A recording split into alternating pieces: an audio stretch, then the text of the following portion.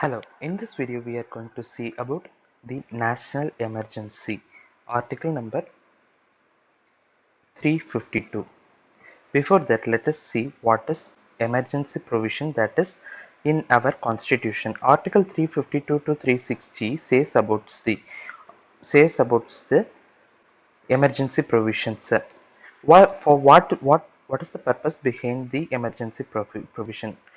The main aim of the emergency provision it is to safeguard our unity, integrity and sovereignty of our country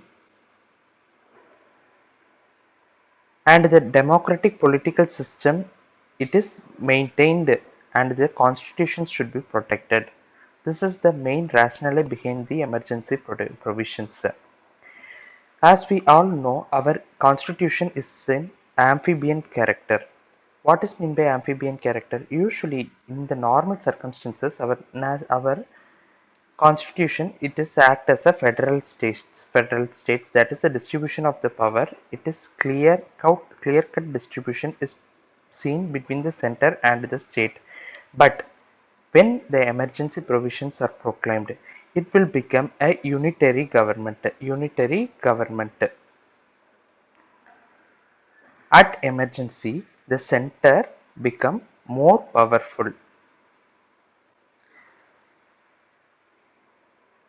Comparing to Australian and American constitution, these constitution cannot change their character, shape or form, but our constitution can act as both the federal as well as the union in nature.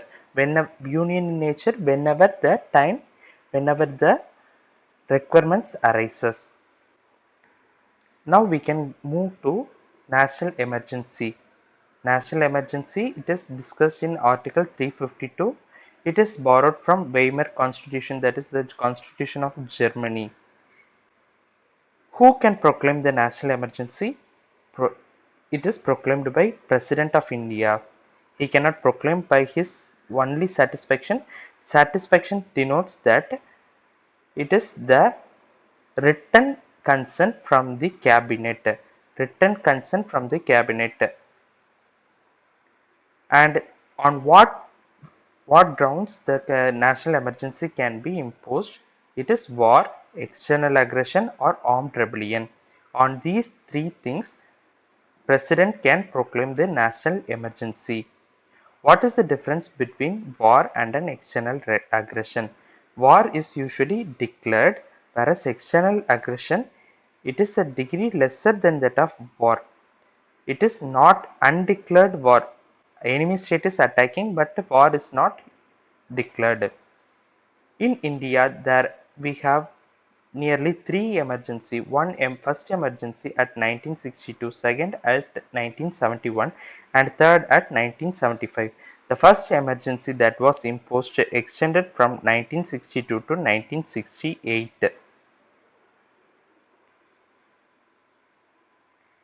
President can invoke national emergency even on the anticipation of these three things: war anticipation, war external aggression anticipation, and armed rebellion anticipation itself.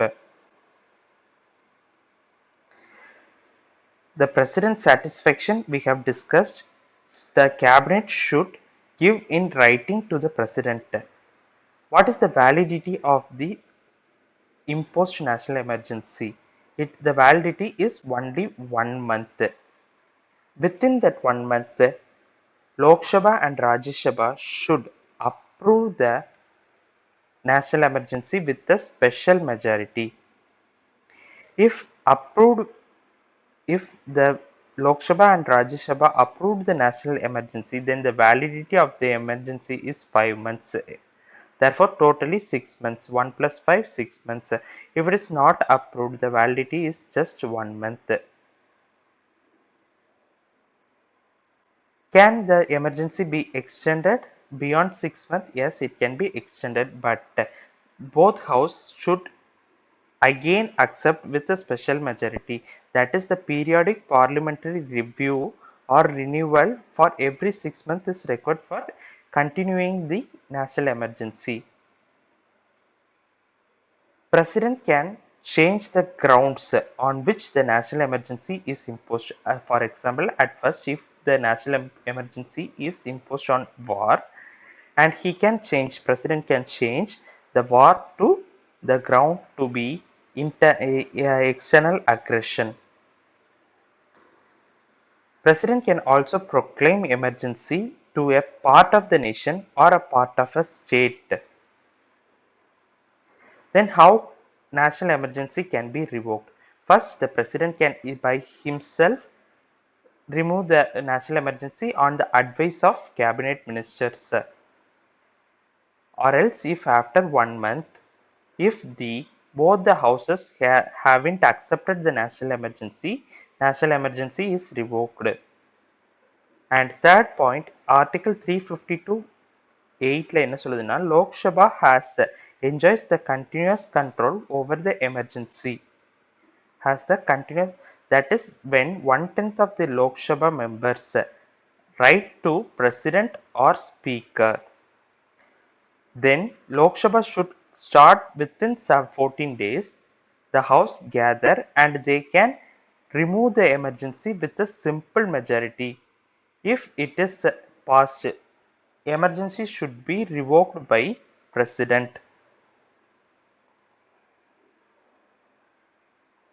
This is only Lok Sabha enjoys continuous control over emergency. 1975 emergency, it is a black spot in Indian history. Entire power is concentrated at central. This emergency was imposed on internal disturbances. Before armed rebellion, grounds was that internal disturbances. 44th Constitutional Amendment Act changed the internal disturbances to armed rebellion, and oral advice of the PM or cabinet to the written advice of the cabinet. This is the change in the 44th Amendment Act that was brought. Impact of national emergency. First, let us see about the center-state relation. First, executive relation. During the normal circumstances, only on few items, center can give direction to the state government. If the state government did not ratify the central's direction, then the state government can be dismissed. But during national emergency, the center can direct the state on any topic, and these directions are coercive in nature that the state government should follow it. Then after executive, legislature. In national emergency, legislature of the state government is not suspended. Rather, state list or transferred to concurrent list.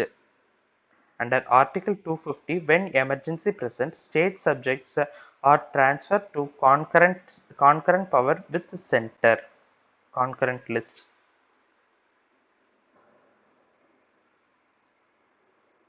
The term of legislature, that is Lok Sabha term, can be increased by 1 year during the emergency. The life of Lok Sabha can be increased many times, but 1 year at once. Then comes the financial changes during emergency. President can suspend the distribution of revenue, vertical and horizontal distribution of the revenue between the center and the state during emergency period. What happened to fundamental rights during emergency? If the emergency was imposed on the war or external aggression, then Article 19 is automatically suspended. If suppose armed rebellion, it is the base of the national emergency imposition, then Article 19 is not automatically suspended, but it can be suspended by the presidential order under Article 359. We have a famous case in ADM Jabalpur case where a person was detained arbitrarily and habeas corpus was filed in front of the Supreme Court. But the Supreme Court said that even right to life and habeas corpus is suspended during national emergency. 44th Amendment Act changed that Article 19 and Article 20 and Article 21 cannot be suspended even in the emergency. In 1980, Minerva Mills case, proclaim of national emergency by the President is included in judicial review by Supreme Court. On what basis the national emergency was imposed? It can be judicially reviewed in the Minerva Mill case. Before ending, important points: if national emergency is in operation only in part of a territory or a state in India, then the executive power of union shall be extended, giving direction and make laws shall be extended to other states also, other than the state in which the national emergency is imposed. Thank you.